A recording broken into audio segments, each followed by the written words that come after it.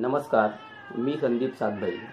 कायद्याचा शिक्षक या नात्याने वैयक्तिक सामाजिक जबाबदारी या संकल्पनेमधून आपणा सर्वांसाठी लॉ गुरुजी नावाचा यूट्यूब चॅनल आज सुरू करीत आहे. आज दिनांक 26 जानेवारी 2019 आपण पूर्ण भारतामध्ये 17वा प्रजासत्ताक दिवस साजरा करीत आहोत. या दिनाचं औचित्य साधून आज मी आपणापुढे विविध विषयांवरती कायदेविषयक मार्गदर्शन करणार आहे. आजचा दिवस निवडण्यामागचं मुख्य कारण म्हणजे आज आपल्या भारतामध्ये जो आपण सर्वोच्च कायदा असं मानला जातो, म्हणजेच भारतीय संविधान किंवा त्यालाच आपण राज्यघटना म्हणतो, ही राज्यघटना 26 जानेवारी 1950 रोजी अंमलात आणली गेली.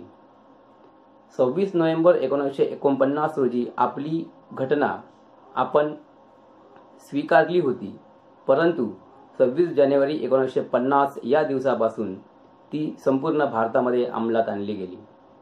त्यालाच आपण रिपब्लिक डे किंवा प्रजासत्ताक दिन असे म्हणतो. कारण भारतीय संविधानाच्या प्रस्तावना म्हणजेच भारतीय संविधानाचा आरसा, या प्रस्तावनेमध्ये विविध उद्देश किंवा उद्दिष्ट दिलेली आहेत. या उद्दिष्टांपैकी एक म्हणजे भारत हा रिपब्लिक देश आहे असे घोषित करण्यात आले.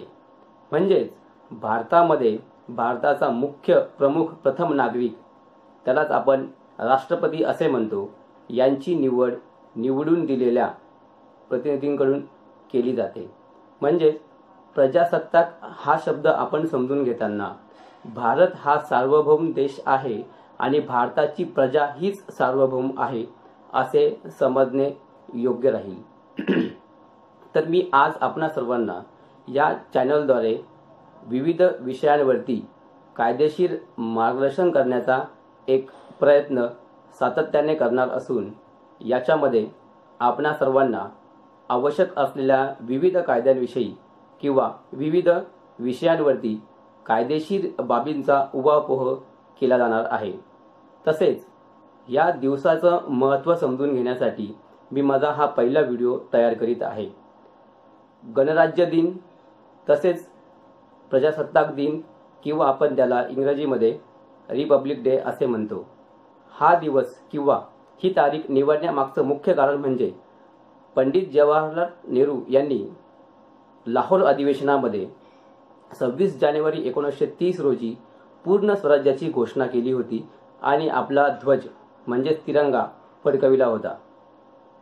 त्यांनी ही पूर्ण स्वराज्याची मागणी केली, परंतु त्या घटनेनंतर ही आपली संविधान किंवा आपली राज्यघटना लिहून तयार करून ती आपण 1949 या सालात स्वीकारली. परंतु ह्या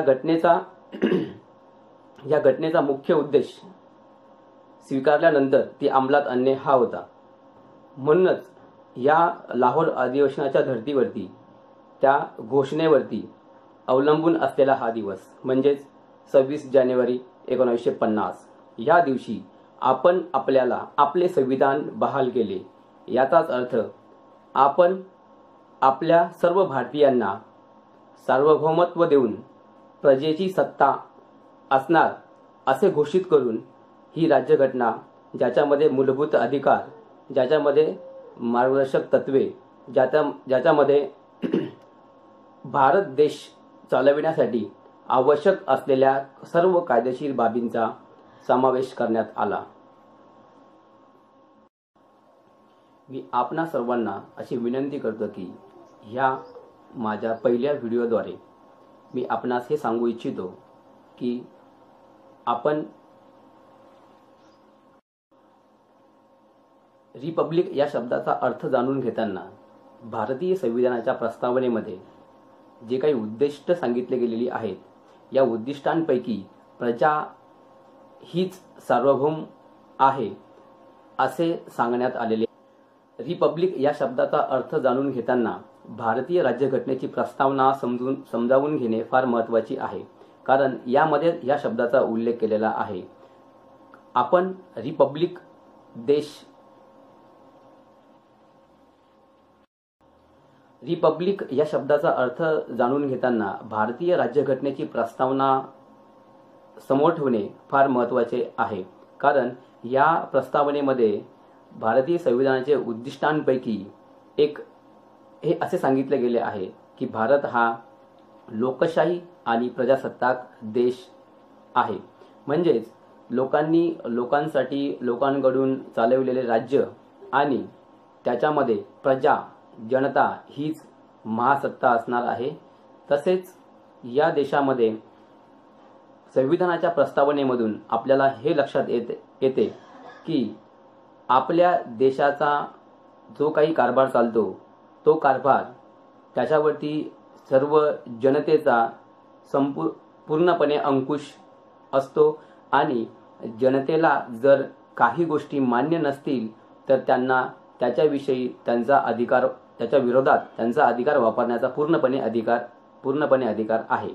तसेच मला या दिवशी आपणा सर्वांना हे सांगायचे आहे की देशाचा सर्वोच्च कायदा आजच्या दिवशी 1950 सालापासून अंमलात आला जरी असेल तरी सुद्धा भारतामध्ये पूर्णपणे लोकशाही आहे का, तसेच विविध कायदेशीर बाबींविषयी जनतेला पूर्णपणे ज्ञान आहे का, तर याचं उत्तर नाही असेच येईल असं माझं मत असून त्यासाठी मी माझा हा छोटासा प्रयत्न देशसेवा म्हणून करीत आहे. आणि ह्या चॅनलद्वारे मी सर्व जनतेला सर्व भारतीयांना विविध कायदेशीर विषयांवरती मार्गदर्शन करणार असून त्यामध्ये छोट्या छोट्या गोष्टी ह्या कायदेशीर दृष्ट्या किती महत्त्वाच्या आहे याचा मी सर्वांना आपणा सर्वांना माहिती आहे की भारत हा जगातील सर्वात मोठा लोकशाही देश आहे. ह्या लोकशाही देशामध्ये कायद्यांना अनन्यसाधारण महत्त्व आहे. तरी सर्व भारतीय जनतेने कायद्याचं ज्ञान प्राप्त करून घेणं अपेक्षित आहे. म्हणूनच मी आपणास वैयक्तिक सामाजिक जबाबदारी म्हणून कायदेविषयक ज्ञान प्राप्त करून घेण्यासाठी मी तयार केलेले व्हिडिओ आपण बघावे आणि आपल्याला आवडले तर आपण ते इतरांना नक्कीच शेअर करावं. या यूट्यूब चॅनलद्वारे मी आज दिनांक 26 जानेवारी 2019 रोजी आपणा सर्वांना आवाहन करतो की भारत हा कायदेविषयक साक्षर बनणे अतिशय महत्त्वाचं आहे, कारण 2035 पर्यंत भारत हा जगातील सर्वात तरुण देश असणार आहे. आणि जर तरुणांना कायदेविषयक नॉलेज म्हणजेच तरुणांना कायदेविषयक ज्ञान जर असेल तर ते नक्कीच ह्या देशाचा कारभार चालविण्यासाठी जबाबदार व्यक्ती म्हणून चांगले प्रयत्न करतील आणि देशाचा विकास घडवून आणण्यामध्ये त्यांचा हातभार लागेल. या शुभदिनी मी बलिदान देणाऱ्या सर्व शूरवीरांना अभिवादन करून आपणा सर्वांना अशी विनंती करतो की आपण हा चॅनल सबस्क्राईब करून पुढील नवीन विषयांवरती येणारे व्हिडिओ विषयी अपडेट. धन्यवाद.